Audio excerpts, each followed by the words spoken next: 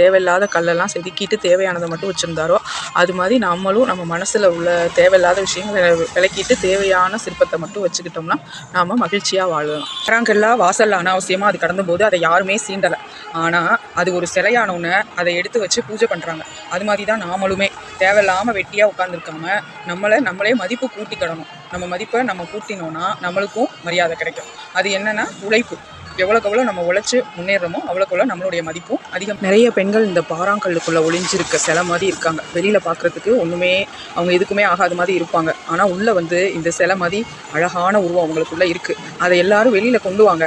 அதை வெளியில் கொண்டு வந்தீங்கன்னா உங்களை மதிக்கிறதுக்கு எவ்வளவு பேர் இருக்காங்க தெரியுமா? உங்களுக்காக உங்களை ரசிக்கிறதுக்கு, உங்களை மதிக்கிறதுக்கு, உங்களை வணங்குறதுக்கு எல்லாம் ஆள் இருக்குது. நீங்கள் இந்த பாறாங்கல் மாதிரி இல்லாமல் இந்த சிலையாக வெளியில் வந்து நீங்களும் வாழ்க்கையில் முன்னேறணும். அந்த பாறாங்கல்லுக்கு கை இல்லை, அதனால அது அப்படியே கிடந்துச்சு. அதை செதுக்கிறதுக்குன்னு ஒரு சிற்பி செதுக்கினதுனால தான் அது சிலையானுச்சு. ஆனால் நம்மளுக்கு கடவுள் கை கால்லாம் கொடுத்துருக்காரு இல்லையா? நம்மளை செதுக்க ஒருத்தவங்க வருவாங்க அப்படின்னு வெயிட் பண்ணாமல் நம்மளை நாமே செதுக்கி நம்மளுக்குள்ளே இருக்க திறமையை வெளியே கொண்டு வந்து நம்மளும் வாழ்க்கையில் முன்னேறலாம்.